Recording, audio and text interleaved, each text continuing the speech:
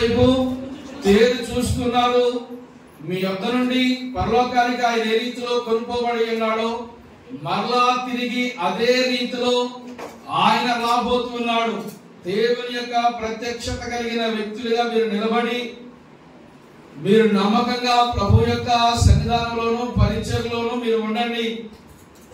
ఏ రీతిగా వెళ్తున్నాడో అదే రీతిగా మరలా తిరిగి ఆయన రాబోతున్నాడు.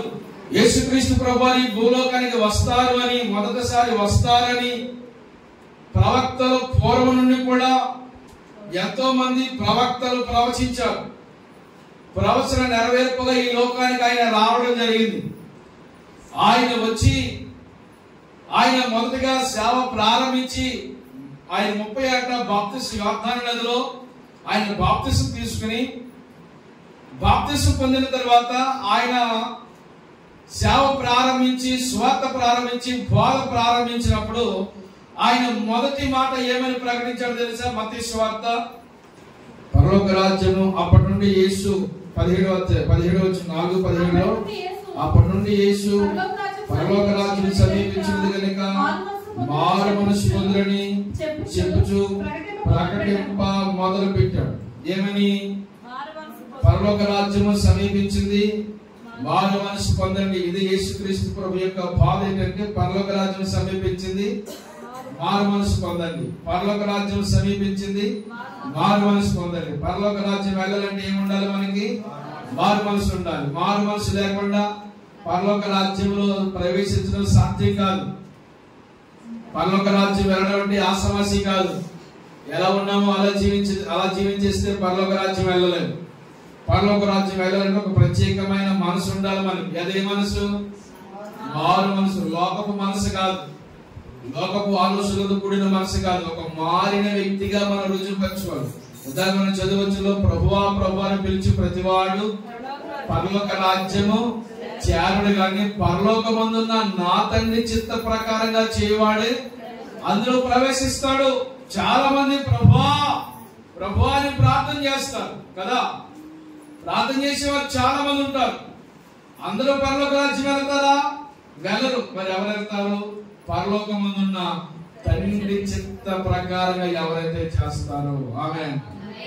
మీ ఇష్టం ప్రకారంగా కాదు, మన ఇష్ట ప్రకారంగా కాదు, మనకు తోచినట్లు కాదు. ఎవరి ఇష్ట ప్రకారంగా? పరలోకమందున్న తండ్రి చిత్త ప్రకారంగా చేయాలి. ఆ తండ్రి మనసును ఎరిగి మనం నడవాలి. ఆ తండ్రి మనం ఎలా భూమి మీద తన పిల్లలు ఎలా ఉండాలనుకుంటున్నారో అలా ఉండాలి. మనం భూమి మీద ఆ ప్రభు యొక్క బిడ్డలమని మనం గుర్తింపు తెచ్చుకోవాలి. దేవునికి చెందిన వ్యక్తులుగా మనము ఈ భూలోకంలో ఉండాలని ప్రభు ఆశపడుతున్నాడు. దేవునికి మహిమ కలుగును గాక. ప్రభువా ప్రభువా ప్రభువా అని పిలిచేవారు వెళ్ళరు. ప్రార్థన చేసేవారు వెళ్తారా?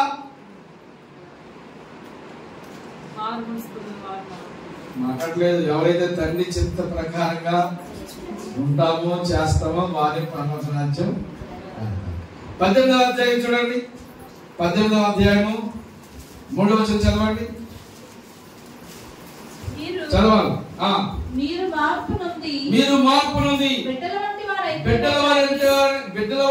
వంటి వారు అయితేనే గాని పరలోక రాజ్యములో ప్రవేశించరు. దేవునికి స్తోత్రం.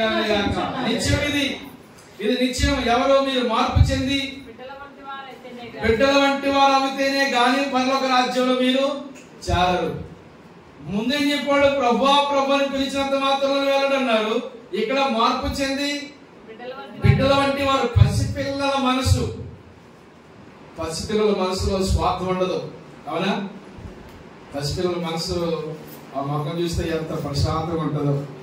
నేను ఎంత ఒత్తిడిలో ఉన్నా సమీరాన్ని చూసినట్టు కొంచెం కూల్ అయిపోతున్నాను. పసిపిల్లల మనసు చాలా నిస్వార్థంగా ఉంటది కదా. పసిపిల్లల మనసులో కల్మసం ఉండదు. కోపాలు ఉంటాయి, వాళ్ళకి పగలు ఉంటాయా, కక్షలు ఉంటాయా, అసలు ఉంటాయా, సుప్రాలు బుద్ధి ఉంటుంది వాళ్ళకి. పసిపిల్లలకు ఉండదు అలాంటివి. చాలా మంచి మనసు అండి. కల్మసం లేదు. ఆ నవ్వు కల్మసం లేదు, ఆ పలకరింపు కల్మసం లేదు. మార్పు చెందాలి. అందుకే మీరు బిడ్డల వంటి వారు కావాలి. ఏ బిడ్డలు? పసిపిల్లల వంటి వారు కావాలి. అంటే దేవుని రాజ్యం ఉంది. ఆ రాజ్యంలో మీరు చేరాలంటే కొన్ని క్వాలిటీస్ ఉండాలి, మనకి కొన్ని క్వాలిటీస్ ఉండాలి మనలో. దేవుని రాజ్యంలో చేరాలంటే ఎవరు పడితే వారు వెళ్ళరు అని ప్రభువారు బోధించిన బోధన విధానం మనం చూస్తున్నాం. అర్థమైందా? ప్రభు రాజ్యం ఉందని ఆయన ఏం చేశాడు? బోధించాడు, ప్రకటించాడు. ఆ రాజ్యంలో మీరు వెళ్ళాలి, ఆ రాజ్యంలో మీరు ప్రవేశించాలి. ఆ రాజ్యంలో ప్రవేశించాలంటే నువ్వు ఎట్లా పడితే అట్లా ఉంటే ప్రవేశించవు. తండ్రి చిత్త ప్రకారంగా చేయాలి, వారు మనసు పొందాలి. పసిపిల్ల లాంటి అమ్మా ఏ మనసు? పెద్దోళ్ళ మనసు ఉండకూడదు. దేవుని దగ్గరికి వస్తులోనికి పసిపిల్ల ఎవరిని ఇలాగంటే అది చేయనంటే ఏ మనసుతో చేయాలి? నేను ఎంత పెద్ద మనిషిని మాట అనుకోకూడదు. నువ్వు పెద్ద మనిషివే కావచ్చు, నాకంటే బ్యాలెన్స్ ఎక్కువ ఉండొచ్చు. ఆమేన్ ఆమేన్ ఆమేన్. అన్నింటిలో మంచివాళ్ళు సమాజంలో కావచ్చు, చెప్పుకోదగిన డిగ్రీలు ఎన్నెన్నో ఉండొచ్చు. కానీ ప్రభువు దగ్గరికి వస్తున్నకి మాత్రం ఈ మనసు మనకి రావాలి. ఆమేన్ ఆమేన్. నేను పెద్ద మనిషిని, లేకపోతే నేను అది, నేను ఒక ఆఫీస్ ఇది, ఒక ఇంటికి ఇది, నాకు ఇంత ఉంది అంత ఉంది, ఇవన్నీ పక్కన పెట్టాలి. ప్రభు దగ్గరికి వస్తున్నకి ఈ మనసు మనకి కావాలి. దేవునికి మహిమ కలుగును గాక. క్రీస్తు యేసు అనే మనసు ఉంది, అందుకని క్రీస్తు యేసులకు కలిగిన మనసు మీరును కూడా ఏం చేయాలి? కలిగి ఉండాలి. ఒకటి మొదటిగా నేను చెప్పింది ఏంటి? పరలోక రాజ్యం ఉంది, ఆ రాజ్యంలో మీరు చేరాలి. ఆ రాజ్యంలో మీరు చేరాలంటే ఈ లక్షణాలు, ఈ గుణగణాలు ఉండాలి అని ఖచ్చితంగా ప్రభువారు చెప్పింది మాత్రం వాస్తవం. ఇప్పుడు పరలోక రాజ్యం ఉందని నమ్మాలా మనం, లేకపోతే అది లేదని మనం అనుకోవాలా? ఎందుకంటే మన ప్రభు చెప్పారు కనుక ఖచ్చితంగా రాజ్యం ఉంది. రాజ్యం శాశ్వతమైంది, రాజ్యము తరతరాలు ఉండేది, ఆది అంతం లేని రాజ్యం. ఆ రాజ్యం గురించి మనము ప్రిపేర్ అవ్వాలి. రెండో స్టెప్ లో మనం ముందుకు వెళ్తే ఆ రాజ్యం గురించి ప్రభువారు చెప్పడమే కాదు, ఆ మొదటి రాకడలో రెండవ రాకడ గురించిన పరిస్థితులు ఎలా ఉంటాయో కూడా చెప్పాడు. మొదటి రాకడలో రెండో రాకడకు సంబంధించిన పరిస్థితులు ఎలా ఉంటాయో, మొదటి రాకడ ఉంది, వాస్తవేనా? జరిగిందా? యేసుక్రీస్తు ప్రభువు ఈ లోకానికి రావడమే మొదటి రాకడ. నరావతారిగా వచ్చాడు, ఆయన మనిషిగా వచ్చాడు.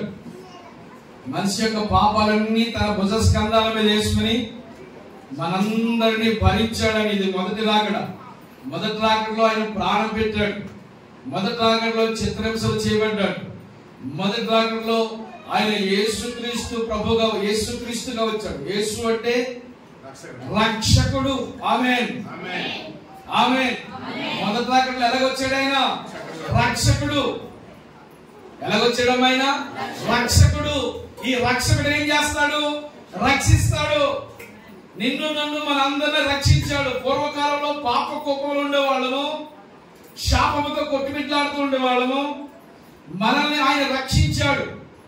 ఆయన రక్షణార్థమైన కార్యం చేసి మనందరినీ విమోచించాడు. ఆయన గనక మనల్ని విమోచించకపోతే మనం ఇంకా అదే శాపములోనే ఉండిపోదు.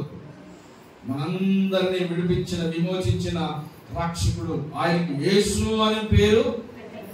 ఆ యేసు అనగానే రక్షకుడు. అందుకని దావీదు కుమారుడా, నజరేయుడైన యేసు నన్ను కరుణించు, కరుణించని ఒక గుడ్డివాడు కేకలు వేస్తూ ప్రభువుని వేడుకుంటే వెంటనే ఆ వ్యక్తిని కరుణించాడు. మొదటి రాకడలో ఏం చెప్పాడని చెప్పాను? రెండవ రాకడకు సంబంధించిన విషయాలు, దేవుని రాజ్యం ఉందని చెప్పాడు. ఆ రాజ్యము వెళ్ళాలి అంటే ఆయన రెండవసారి మరలా భూలోకానికి రాబోతున్నాడు. ఆ రాజ్యం మనంతా మనం వెళ్ళిపోలేము. అర్థమైందా? అలాగని రాత్రి ఏమైనా ప్రయత్నాలు చేసి కనుక వెళ్ళిపోవడానికి అమ్మా ఎవరు అలాంటి బలవంతకరమైన ప్రయత్నాలు చేయాలి. ఈ రాత్రికి ఎలాగలాగా దేవుని రాజ్యం వెళ్ళిపోవాలని ప్రయత్నాలు ఏం చేయకు. ఆ రాజ్యానికి మనంతటి మనం వెళ్ళిపోలేమంటండి. ఆమేన్. ఎవరు తీసుకెళ్ళాలి? ఆయన తీసుకువెళ్ళాలి.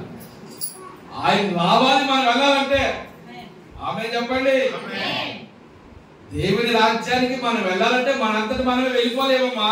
ఆయన రావాలి, నేరుగా ఈ లోకానికి ఆయన రావాలి, వచ్చి ఆయన మనల్ని తీసుకుని ఆయనతో కూడా ఉండడానికి. అందుకని యోహాను సువార్త చదవాలి. యోహాను సువార్త 14వ అధ్యాయం చదవండి. యోహాను సువార్త 14వ అధ్యాయం. మీ హృదయములను కలవరపడనివ్వకండి, విశ్వాసం ఉంచండి. నా తండ్రి ఇంట అనేకమైన నివాసములు కలవు.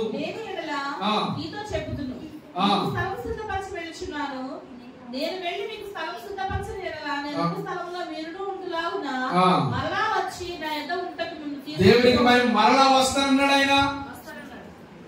నేనుండు స్థలంలో మీరు కూడా ఉండులాగున మరలా వస్తాను. ఎప్పుడు?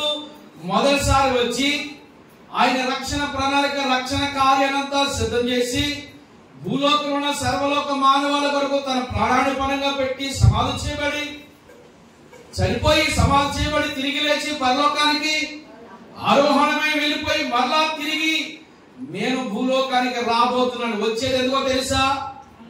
మిమ్మల్ని తీసుకుని వెళ్ళడానికి. స్తోత్రం కలిగాక. తీసుకుని వెళ్తాడంటే మన అందరినీ ఎక్కడికి? పరలోక రాజ్యాన్ని. అమ్మా ఉండిపోతావా? అక్కడికి వస్తావా? కనుక ఎక్కడ ఉండిపోయే ప్రయత్నాలు చేయద్దు. మనం ఎక్కడ వాళ్ళం కాదంటే అక్కడ వాళ్ళము. మనందరం ఒక దినమందు ఆయన అక్కడికి ఏం చేస్తాడు? ఆయన తీసుకుని వెళ్ళిపోతాడు. స్తోత్రం కలిగాక. ఆ రాజ్యం కొరకు మనం భూలోకంలో సిద్ధపడాలి. ఎవరి ఆయన రాకడ ఖచ్చితం. అయితే ఆయన రాకడ సమయానికి పరిశుద్ధులు ఎలాగొంటే ఒక్కసారి మత్తయి సువార్త చదవండి. ఆయన రాకడ సమయానికి పరిశుద్ధులు ఎలాగొంటే చెప్తున్నాడు. దేవుడి చిత్తమైతే దేవుని రాకడ గురించిన సంబంధం కలిగిన విషయాలు మనం ధ్యానించబోతూ ఉన్నాం. కనుక అనేకమైన అంశాలుగా మనం ఈ యొక్క భాగాన్ని లేక దేవుని యొక్క రెండవ రాకడకు సంబంధించిన విషయాలు మనము ధ్యానం చేస్తాం. మత్తయి సువార్త 24వ అధ్యాయం 3వ వచనం నుంచి చదువుదాం. 3వ వచనం నుంచి 24వ అధ్యాయము 3వ వచనం నుంచి యేసుక్రీస్తు ప్రభువారు సజీవుడిగా ఉన్న దినాల్లో శిలువకు ముందు ఒలీవల కొండ మీద శిష్యులు ఆయనతో పాటు కూర్చుని ఉన్నప్పుడు ఆయన పలుకుతున్న మాట ఏంటంటే, కూర్చుని ఉన్నప్పుడు శిష్యులు ఆయన వద్దకు యథార్థంగా వచ్చి ఎప్పుడు జరుగును? చూసారా ఇక్కడ అంటే నీ రాకడ. రాకడ అంటే రెండవ రాకడ, మొదటిసారి కాదు. నీ రాకడకును ఈ యుగ సమాప్తికి సూచనలేమి చెప్పుమనగా వారితో యేసుక్రీస్తు ప్రభు చెప్తున్న మాటలు. ఎవడు కూడా మిమ్మల్ని మోసపరచకుండా చూసుకున్నాడు. అనేకులు నా పేట వచ్చి చెప్పి మోసపరిచారు. మరియు యుద్ధముల గురించి అంటే యేసుక్రీస్తు ప్రభు యొక్క రాకడ సమయానికి ఎలా ఉంటాయో పరిస్థితులు చెప్తున్నారు. అనేకులు మోసపుచ్చే ఆత్మ. ఎక్కడ చూసాను చూడండి. ఇప్పుడు ఏం జరుగుతున్నాయి? మోసాలు మోసాలు మోసాలు మోసాలు మోసాలు మోసాలు మోసాలు మోసాలు మోసాలు పోయే మోసం. అంత మోసమే. అంత ఏముంది? ఎక్కడ చూసినా మోసం. ఈ ప్రపంచాన్ని ఏలుబడి చేస్తుందంటే తెలుసా? మోసం. అందుకనే ఏం చేయాలంటే ఎవరు కూడా మనల్ని మోసపరచకుండా మనం చూసుకోవాలి. ఆ తర్వాత యుద్ధం గురించి, యుద్ధ సమాచారం గురించి వినబోదురు. ఇక చూసారు ఇప్పుడు ఎక్కడ చూసినా ఏమున్నాయి? యుద్ధాలు. మన దేశానికి యుద్ధాలు, అలాగే రష్యాకి యుక్రెయిన్కి యుద్ధాలు, ఇజ్రాయెల్ దేశానికి ఆ చుట్టుపక్కల 40 కంట్రీస్ కి ప్రతిరోజు యుద్ధాలు యుద్ధాలు. ఎక్కడ చూసినా యుద్ధమే. అనేక మంది ప్రాణ నష్టం, ఆస్తి నష్టం, పరికరాల నష్టం, ఎంతో నష్టపోతారు. ఎక్కడ చూసినా యుద్ధాలు యుద్ధాలు యుద్ధాలు. ఆయన రాకడ సమయానికి ఎలా ఉంటాయి అంటున్నాడు. అంటే దీన్ని బట్టి మనకి ఏమని అర్థం కావాలి? ఆయన రాకడకై ఇవన్నీ గుర్తులుగా ఉన్నాయి. చదవమ్మా. మీరు కలవరపడకుండా చూసుకునండి. జరగవలసి ఉంది కానీ అంత వెంటనే రాదు. జనం మీదకి జనము, రాజ్యం మీదకి రాజ్యము లేచును. అక్కడక్కడ కరువులు, భూకంపాలు కలుగును. ఇవన్నీ వేదనకు ప్రారంభం. కరువు కరువు కరువు, భూకంపాలు జరుగుతున్నాయి. భూకంపం మనకు కూడా భూకంపం హెచ్చరికలు వచ్చినాయి కదా. ఎక్కడ చూసినా ఏం జరుగుతున్నాయి? భూకంపం, కరువు. ఎంతో భయంకరమైన కరువు. మనకి కరువు అనుకోకుండా మనం ఉంటున్నామేమో కానీ కరువు కలిగిన ప్రాంతాలు చాలా ఉన్నాయి. చాలా దేశాల్లో ఎంతో భయంకరమైన కరువు. ఎక్కడ మనం చూపించారు, మట్టిని అప్పాలుగా చేసుకుని అవే తింటున్నారండి, ఆకులు తింటున్నారు, గడ్డి తింటున్నారు, ఆకలికి తట్టుకోలేక భయంకరమైన కరువును అనుభవిస్తున్నారు. ఇవన్నీ వేదనకి ప్రారంభం అంటున్నాడా. అప్పుడు జనులు ఏం చేస్తారు, శ్రమల పాలు చేస్తారు, చంపెదరు నిమిత్తము సకల జనుల చేత ద్వేషించబడతా. ఎవరి గురించి? ఈ రోజున ప్రభుని నమ్ముకున్న కాలాన్ని బట్టి ఎంత ద్వేషపూరితమైన మాటలు. ఇందులో స్త్రీని కానీ పురుషుని కానీ ఏ మాత్రము తారతమ్యం లేదండి. భయంకరమైన విషయంగా ద్వేషం ద్వేషం ద్వేషం. అనేకులు ఈ రోజున ఏం చేయబడుతున్నాం, మనము ద్వేషించబడుతున్నాం. వ్యాధులు శ్రమ పాలు చేస్తారు, భయంకరమైన చిత్రహింసలు చేస్తారు. ఆ అభ్యంతర పరిస్థితులంట ఒకరినొకరు అప్పగించి ఒకరినొకరు ద్వేషించుతారు. అనేకులు అబద్ధ ప్రవక్తలు వచ్చి పలువురిని మోసపరిచెదరు. అక్కడ విస్తరించిన చేత అనేకుల్లో ఉన్న ప్రేమ చల్లారిపోతుంది. వాడే రక్షించబడతాడు. ఈ రాజ్య సువార్త సకల జన్మలకు సాక్షాత్మై ప్రకటించబడును. అటు తర్వాత చాలు అటు తర్వాత ఏమొస్తుంది, అంతం. ఈ రాజ్య సువార్త సకల జనులకు ఏం చేయబడాలి, సాక్షాత్తంగా ప్రకటించబడాలి. ఇవన్నీ ఎప్పుడు ప్రకటించబడుతుందో, ఈ రాజ్య సువార్త కంప్లీట్ అయిన తర్వాత అప్పుడు ఏం చేయబడుతుంది, అంతం వస్తున్నాడు. అబద్ధ ప్రవక్తలు వస్తారు, పలువురిని సాధ్యమైతే మోసపుచ్చేదారు. ఈ రోజున ఎన్నో అబద్ధమైన బోధలు వచ్చి చాలా మందిని వారు పూర్వకాలం నుంచి ఉన్న నమ్మకాలు విడిచిపెట్టి వేరే సిద్ధాంతాలకు వెళ్ళిపోయేవారు చాలా మంది ఉన్నారు. సాధ్యమైతే ఏం చేయబడతారంటే అనేకులు మోసగిచ్చేస్తారు. మోసపోయేవాడు ఉన్నంతకాలం మోసపుచ్చేవాడు వస్తూనే ఉంటారంట. ఎవరు మన ఈ సైబర్ మోసగాళ్ళు ఉన్నారు కదా, ఈ కేసు గురించి ఒకడు వాదిస్తూ ఉంటుంటే మాట్లాడుతుంటే, నేను మోసపుచ్చింది నిజమే, ఎవరిని మోసపోమన్నాడు, ఇవన్నీ జరుగుతున్నప్పుడు జాగ్రత్తగా ఉండాలి, ఆడే హెచ్చరిస్తున్నాడు. అర్థమైందా? ఆ దొంగోడే హెచ్చరిస్తున్నాడు. చాలా నీట్గా మాట్లాడుతున్నారు. చాలా మోసాలు ఈనాడు కూడా. ఇందులో ఈ గుంపులు కూడా ఒకవేళ మోసపోయే వాళ్ళు ఉంటే ఉండొచ్చు. బయట చాలా మంది మోసపోయిన ఉన్నారు. కనుక ఎంతో మంది ఎక్కడ చూసినా ఏం జరుగుతున్నాయి, ఇప్పుడు మోసపోతున్నారు, మోసాలు జరుగుతున్నాయి, మోసపోతున్నారు. దేవుని రాకడకి ఇవన్నీ మనకి ఒక కొన్ని ఆనవాళ్ళు అని మనం అర్థం చేసుకోవాలి. ఈ రాజ్య సువార్త ఏం చేయబడాలి, సకల జనులకు సాక్షాత్తంగా ప్రకటన. ఎన్ని హింసలు జరిగినా, ఎంత కష్టము రాని, ఎన్ని ఇబ్బందులు రాని, అంతవరకు ఎవరైతే సహిస్తారో ఆ వ్యక్తి రక్షించబడతారమ్మా. ఏం చేయబడాలి, మనము అంతం వరకు సహించాలి, సహించాలి, ఓర్చుకోవాలి, నిలబడాలి. ఎన్ని కష్టాలు రావచ్చు, ఎన్ని ఇబ్బందులు రావచ్చు, ఎంత ప్రతికూలత మన మీద దాడి చేయవచ్చు, ఎన్ని భయంకరమైన హింసాకాండం మన జీవితంలో జరిగిన, ఒకవేళ ద్వేషించబడచ్చు, చిత్రహింసలు చేయబడచ్చు, భయంకరంగా మనం నరకయాత్ర అనుభవించవచ్చు, ప్రజల చేత ద్వేషించబడచ్చు. ప్రభు పేరట నిలబడిన కాలాన్ని బట్టి అనేకమైన కార్యాలు మన జీవితంలో జరగచ్చు. కానీ ఏం చేయాలి, అంతవరకు సహించాలి. సహిద్దామా? అంతవరకు మాట్లాడాలి మీరు. సహిస్తామా? అంతవరకు. ఇప్పటి వరకు అంతవరకు. ఎవరైనా చిన్న మాట అంటే సహించలే, చిన్న వ్యతిరేకత సహించలే, కాస్త ఇబ్బంది అయితే సహించలే. ఇక్కడే మనము సంఘంలోనే మనం సహించుకుని ఉండలేకపోతున్నాం కదా. బయట నుంచి వచ్చే హింస ఎలాగా మనము ఇక సహించగలము? బయట నుంచి వచ్చే వ్యతిరేకత దీన్నే సహించలేకపోతున్నాం కదా. ఇక మరి బయట నుంచి వచ్చే హింసాకాండం ఎలాగ మనం ఎదుర్కోగలం?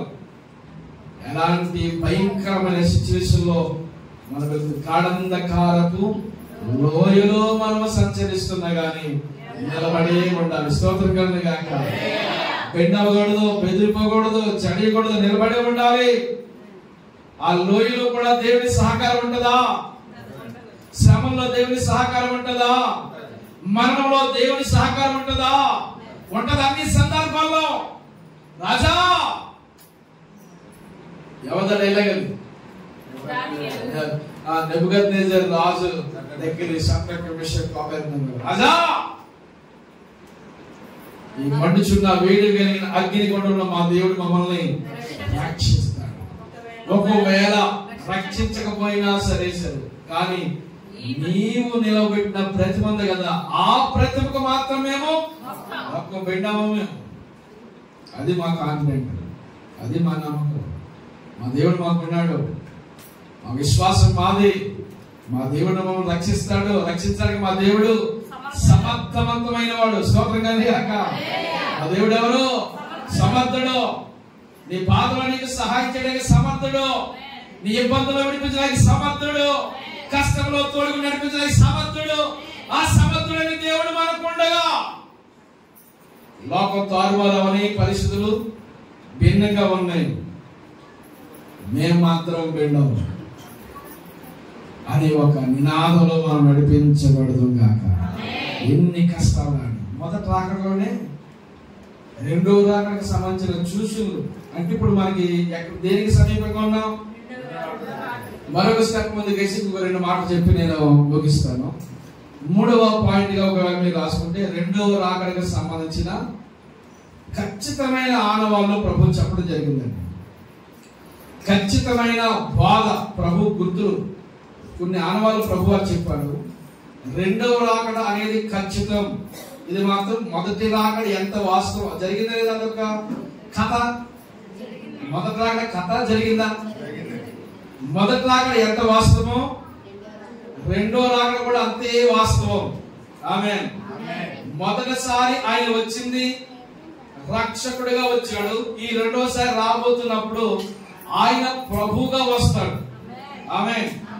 అపోస్తలుల కార్యాలు 10వ అధ్యాయంలో మాట్లాడుతుంది కదా, 36 వచ్చినప్పుడు యేసు అందరికీ ప్రభు అయి ఉన్నాడు. ఆయన ప్రభు అంటే పరిపాలకుడు. ఇప్పుడు మనం ఎవరు ప్రభు ప్రతిష్ఠిత ఉండాలంటే యేసుక్రీస్తు యొక్క ప్రభు యొక్క ప్రభుత్వం కింద మనం ఉండాలి. ఆయన పరిపాలన మనం ఉండాలి. ఆయన క్రమశిక్షణలో మనం ఉండాలి. ఆయన కష్టంలో మనం ఉండాలి. దేవుని హస్తాల్లో మనం ఉండాలి. యేసుక్రీస్తు ప్రభు ఈ లోకానికి రావడం ఖచ్చితం. అందుకని నేను మరలా వచ్చి ఏమంటున్నాడు? నేను మరలా వచ్చి మిమ్మల్ని తీసుకుని నేనుండు స్థానంలో మీరు కూడా ఉండేలా నిందా చదవం కదా. యోహాను సువార్త 14:3 నేనుండు స్థానంలో మీరు కూడా ఉండులాగిన ఆయన ఏం చేస్తాడు? మరలా వస్తానన్నాడు. వస్తానన్న యేసు రాజు రాకమానునా, ఏకమానునా. వస్తానన్న యేసు రాజు రాకమానునా, వస్తానన్న మరలా వస్తాను. మరలా వచ్చి మిమ్మల్ని అందరినీ తీసుకువెళ్ళిపోతాను. ఎక్కడికి? నేనుండు స్థలములో. నేనుండు స్థలములో అంటే దేవుని దగ్గర ఒక స్థలం ఉందా? Yes or no? ఉందా? వెళ్తామా? వెళ్తే ఎలా వెళ్తాం? కామాడి గారి కదా. ఎలా వెళ్తాం? వాడికి ఎలా వెళ్తాం? తెలుసా? దారి తెలుసా? ప్రయాణం వెళ్తావు రాత్రికి.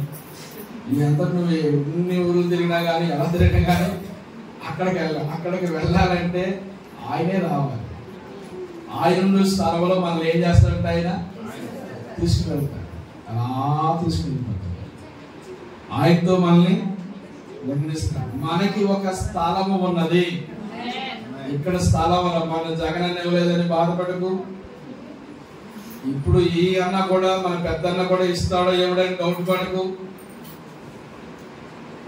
అలాగే మనకి నేరుగా స్థలాలు లేవని ఇబ్బంది పడకు. భూలోకంలో పూరుగుడిసి ఉన్నా పర్లేదు, కానీ పరలోకంలో ఆయన స్థలం కోరుకోవాలి మనం. ఆమె ఇక్కడ పెద్ద బంగ్లాలు కట్టుకుని ఇందులో ఉండి మొత్తం అన్ని ఏర్పాటు చేసుకుని అక్కడ స్థలం పోగొట్టుకుంటే అది పోయినా పర్లేదని మంచిది కట్టుకోలేదు అని అంటావా? ఇక్కడ అన్ని ఉన్నాయి. కావలసినవి అనుభవించదంటే ఏమీ లేదు. వాష్రూమ్కి వెళ్ళాలంటే మొన్న ఎవరో పాస్గా చెప్పారు, అక్కడికి వెళ్ళి కూర్చుంటే అదేదో రాస్తుంది మొత్తం. మనం ఏం అవసరం లేదు.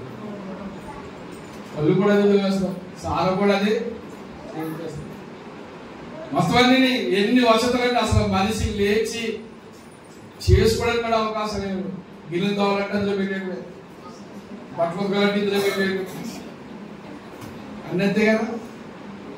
ఎంతకుముందు అయితే ఇంతకుముందు సిచ్యువేషన్ లేదు.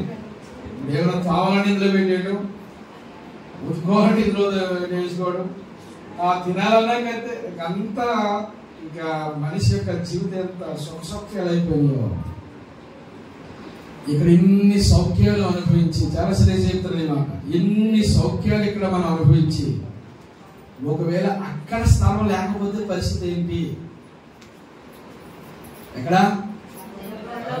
పరలోక రాజ్యంలో ఆయన స్థానంలో మనకు స్థానం లేకపోతే, చోటు లేకపోతే ఎవరు పడితే అన్న తీసుకుపోతారా? నీకు నచ్చిన తీసుకెళ్తాడా? ఇందాక చెప్పుకోం కదా, అమ్మా ఎవరు పడితే వాళ్ళు ఎవరైనా తీసుకుపోబాబు, ఎవరైనా తీసుకుపోబాబు అంటే తీసుకెళ్ళి ఆయన ఎలాగోలాగా తీసుకెళ్ళబట్టి తీసుకెళ్ళి ఆయన చెప్పినట్టుగా జీవిస్తే తీసుకువెళ్తాడు ఆయన. ధనవంతుడు కదా, నా కుమారుడు నీవు నీ జీవిత కాలంలో నీ ఇష్ట ప్రకారంగా నీకు నచ్చినట్లుగా సుఖము అనుభవించావు. లాజరు అయితే కష్టం అనిపించాడు, యాత్ర అనిపించాడు. ఎంత కష్టమో! ఎవరి ప్రభు కొరకు బ్రతకడం చాలా కష్టం అండి. భక్తి చేయాలంటే కష్టమా సుఖమా? అది కష్టంగా తీసుకుంటే కష్టం అయింది, సుఖంగా తీసుకుంటే దర్శనం. భక్తి నిలవాలంటే కష్టం అండి. కష్టంగా తీసుకుంటే కష్టమైంది, సుఖంగా తీసుకుంటే సులువుగా తీసుకుంటే సులువు. ఇంత కరెక్ట్గా జీవించాలంటే, ఎంత నిజాయితీ కూడా అంటే కష్టం అండి. ఏదో చోట కాస్త అయినా లంచం తీసుకోకపోతే ఎప్పుడో చెప్పిన కాస్త అంటే కష్టం అనుకుంటాం, కానీ ప్రభు కొరకు జీవించే వారికి మాత్రం అది చాలా సులువు. అందులో ఉన్న ఆనందం ఈ ప్రపంచంలో ఎక్కడ ఉండదు. దేవునికి మహిమ కలుగును గాక. ఆయన స్థలంలో అమ్మా ఎక్కడ మనం, మీకు ఆ స్థలం ఏమి, ఆ స్థలం మీద పెద్ద ఇంట్రెస్ట్ ఏం కనపడతలేదు మీకు. ఎక్కడ ఉంది? ఆయన స్థలం దగ్గర ఉండాలి. మన ఆలోచన అంతా ఆయన స్థలం దగ్గర ఉండాలి. ఎక్కడికి వెళ్ళాలి మనము? ఆ పరలోక రాజ్యంలో. అది ఆయన స్థలంలో మనం ఉండడానికి భూలోకంలో మన హృదయాలు కలవరపరచుకోకుండా, కలవరపడకుండా మనము దేవుని సన్నిధిలో అటువంటి మనసు కలిగి ఉందాం. తెస్సలోనికీయులకు రాసిన పత్రికలో 4వ అధ్యాయం 16వ వచనం, 4వ అధ్యాయం 16వ వచనం చదవాలి. 4వ అధ్యాయం 16వ వచనం అంటే ప్రభు రాకడ ఎంత ఖచ్చితమని బోధన యేసుక్రీస్తు ప్రభువారు చెప్పారు. అలాగే ఆ గలిలయ మనుషులకు దేవదూతలు సాక్ష్యం ఇచ్చారు. ఏ రీతిలో ఆయన వెళుతున్నాడో మరలా అదే రీతిలో రాబోతున్నాడని దేవదూతలు కూడా సాక్ష్యం ఇచ్చారు. అపోస్తలుడైన పౌలు గారు కూడా ఏమండి ఆయన చెప్పిన బోధన మనం చూస్తూ ఉన్నాం. అదే ఇక్కడ యేసుక్రీస్తు ప్రభువు చెప్పిన మాట ఇప్పుడు అపోస్తలుడైన పౌలు గారు చెప్పిన విషయాలు కూడా మనం జ్ఞాపకం చేసుకుందాం. ఆర్భాటముతోను ప్రధాన దూత శబ్దముతోను దేవుని ఘోరతోను పరలోకం నుండి ప్రభు దిగివచ్చును. క్రీస్తునందు వారు మృతులైన వారు మొదట లేస్తారు, ఆ మీదట సజీవులమై నిలిచిండు మనము వారితో కూడా ఏకముగా పరలోకమునకు ఎదుర్కొంటకు ఆకాశ మేఘాల మీద కొనుక్కోబడదు. కాగా సదాకాలము ప్రభుతో కూడా ఉందుము. దేవుని స్తోత్రం కలుగును గాక. హల్లెలూయా, హల్లెలూయా.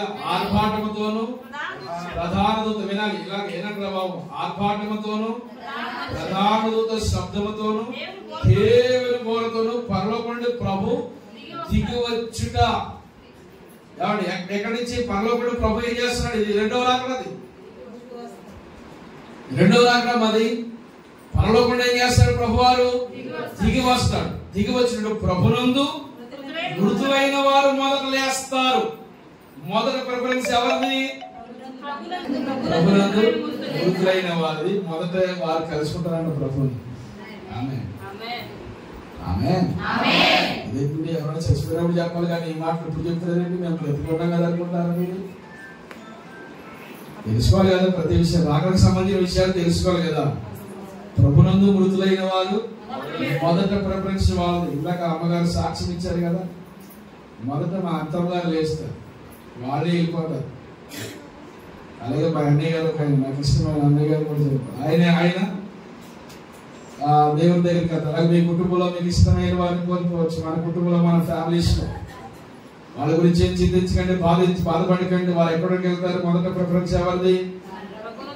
ప్రభునందు మృతులైన వారు మొదట లేస్తారు. దేవునికి మహిమ కలుగును గాక. మొదటి అవకాశం వాళ్ళది. మొదటి వారు దేవుని రాజ్యానికి వెళ్ళిపోతారు. ఆ మీదట ఏ మీదట? వాళ్ళు వెళ్ళిపోయిన మీదట.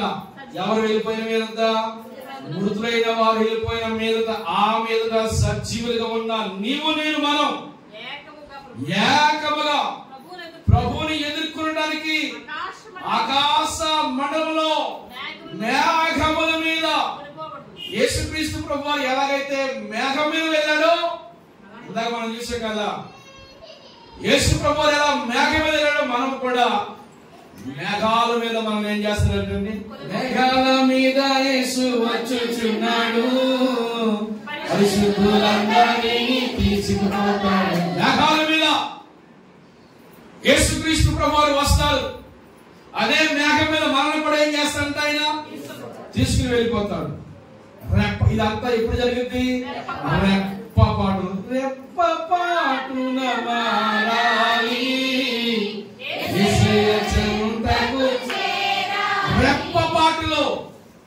రెప్పపాటులో మార్పు చెందుతాం. అంటే యేసుక్రీస్తు ప్రభు యొక్క రాకడ ఇది సత్యము. ఆమె చెప్పండి, ఇది ఖచ్చితము. యేసుక్రీస్తు ప్రభు రాకడ గురించి, రాజ్యం గురించి ప్రభువారు రాజ్యం ఉందని ముందే చెప్పారు. ఆ రాజ్యానికి సంబంధించిన ఆ రాజ్యమునకు లేకపోతే యేసుక్రీస్తు ప్రభు యొక్క రెండవ రాకడకి విషయాలు అప్పుడు పరిస్థితులు ఎలా ఉంటాయో, కరువులు, యుద్ధాలు, భూకంపాలు, ద్వేషము, అసూయ, అలాగే ఒకరు అక్రమ విస్తరించిన చేత అనేకులున్న ప్రేమలు చల్లారిపోతున్నాయి. ఇప్పుడు చూడండి, కుటుంబాల్లో కానీ ఎక్కడైనా కానీ ప్రేమలు కనపడుతున్నాయి, తక్కువైపోతున్నాయి. రోజు రోజు రాబోతున్న కాలంలో ఇక ప్రేమలేమి ఉండవేమో. కానీ మనల్ని ఎలా బ్రతకమన్నాడు దేవుడు? బ్రతికినాలో కాస్త ప్రేమగా బ్రతకమన్నాడు. ఆమె ఉన్నందాలు ప్రేమగా ఉండండి. పాటు కనపడినప్పుడు నవ్వుతూ పలకరించండి. ఆమె బాగున్నావా అని అనకూడదు. బాగున్నా అనేది పోరాటం మాకు నవ్వుతూ. ఏం కనపడాలి? మనలో ప్రేమలు కనపడాలి. స్తోత్రం కలగాక. ఏ లోకం అంతరించిపోయే రోజులు రాబోతున్నా. ప్రభు దినము రాకడ వరకు అంటే ప్రకృతి ఎదురు చూస్తుంది. అర్థమైందా?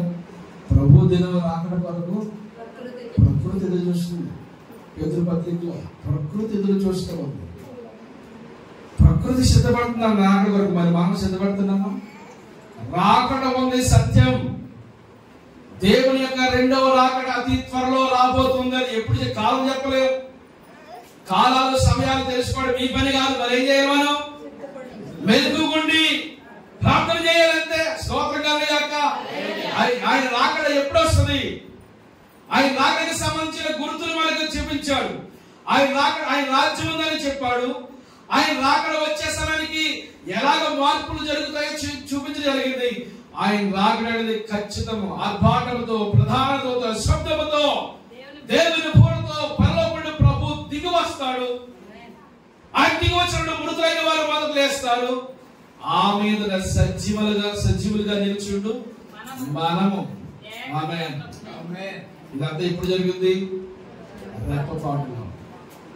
రెప్పపాటులో మార్పు చెబుతాము. క్షయమైన ఈ శరీరము అక్షయతను ధరించుకుంటుంది. ఆమేన్. ఏం ధరించుకుంటుంది? ఈ శరీరం అయితే ఏమవుతుందండి? క్షయమైపోదు. అక్షయమైన శరీరంగా మార్చబడుతుంది. ఇంకో విషయం చెప్పంటారు, మన శరీరం కూడా పరలోక వాతావరణానికి అనుకూలంగా ఉండాలంటే ఈ శరీరాన్ని దానికి అనుకూలంగా ప్రభు రెప్పపాట్లు దీని ఏం చేస్తాడంటండి, మారుస్తాడు. దేవునికి స్తోత్రం కలుగుగాక. కనుక ఆ రాకడ గురించి మనం ఏం చేయబడాలి, ఇప్పుడు సిద్ధపడాలి. అక్కడ ముగించేసుకుందాం. వచ్చే వారము మనం ఎలా సిద్ధపడాలో విందాం. వాటి గురించి అందరూ ప్రార్థన చేసుకుందాం.